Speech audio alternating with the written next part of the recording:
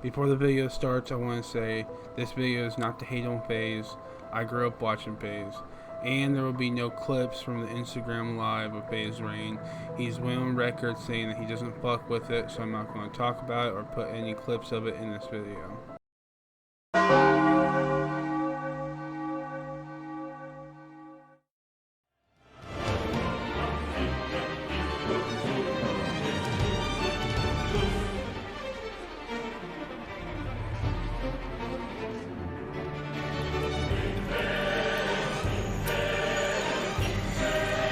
FaZe Clan got caught doing hardcore drugs. A tweet came out from Real Cody's blackmailing FaZe Clan saying 10,000 and I'll delete the video. First and foremost, I never lied. A lot of the videos that are going out where they're showing the old video of me from like 2.5, almost 3 years ago, and then, you know, the other video. So that first video, everything I said and meant was very true. At that moment in time, that was very true. Did not smoke, did not drink, did not do anything. People are just messing up their timeline.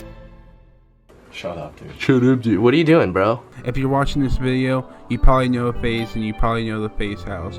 But if you don't, FaZe is a gaming organization that popularized Call of Duty trick shotting, the whole content house thing, and they help popularize gaming content on YouTube. With YouTuber slash vlogger being one of the most popular sought out careers among children, it's easy to say that YouTubers have an influence on what kids do with their lives. And that's why you see people get mad at YouTubers when they try to scam or negatively influence their young audience. Majority of the core FaZe members that have lived in the FaZe house have been making content since they were 12, 13, 14. Do you really expect them to have the same mindset or even want to make the same kid-friendly content their whole life? At what point can they change? Now, surprisingly, a lot of these core FaZe members are still making kid-friendly content. Like FaZe Apex, he just deleted all of his videos to be a better example for the kids. And I respect that, but I truly respect the ones showing their current life, like Jev, Rain, and Banks. If you didn't watch FaZe, you probably think the whole keep it real thing that FaZe Rain started is real cringe, and you might have the opinion that he doesn't keep it real at all. But I think keeping it real is not hiding what you're doing just to please the mass. And I do agree that YouTubers have some responsibility on what they show to their kid audience, but people change, and you can't expect them to make the same kid-friendly content their whole lives. So at some point, it's on the parents to restrict the content their kids are watching. If a once kid-friendly content creator wants to make adult content, they shouldn't have some weight on their shoulder thinking they need to make the best content for the kids anymore. They should just do what they want. And that's where my next point comes in. Now there are so many options to filter material for your kids. Even though they have these child-safe filters on, they are still seeing inappropriate content show up. This is a surprise egg video. Right? It's basically a video of someone opening up loads of chocolate eggs and showing the toys inside to the viewer. That's it. That's all it does for 7 long minutes. And I want you to notice 2 things about this. First of all, this video has 30 million views. The topic of video games and social media influence young kids is talked about all the time on the news. Hell, they even got TED Talks about it.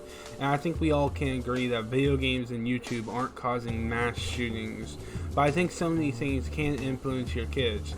But I have a question for you, the viewer, and you can answer this on your own or go down in the comments. I would love to hear your opinion. But if Ali, one of the most kid-friendly YouTubers, decided one day, hey, I want to make videos about weed, is that okay? Should they be tied to their kid-friendly title? And a lot of you are probably going to say, yeah, he should be able to do what he wants. But when your boss, which is YouTube, is not pushing your content and you're getting 3 views a video, it's hard to make the content you want. And hell, most companies won't even sponsor you. And if you're in a big company already, they see you as a brand risk. I mean, you saw the intro. When people see you smoking weed, they automatically think you're ruining your life and you're going downhill. And I think that played a part in the public thinking FaZe fell off. FaZe didn't fall off because of weed or them not living in a content house. You just grew up. Because if we're talking about numbers, they didn't fall off. They just went public. Yeah, they had a bad start, but they're doing good now. They've had more members than ever that are doing really good. They're in with the music industry. Offset owns part of FaZe. They've done merch collabs with Juice WRLD. And FaZe Rain, one of the founding members, just launched their cannabis brand with Eric Kahn. FaZe Clan didn't fall off. You grew up and they've grown up.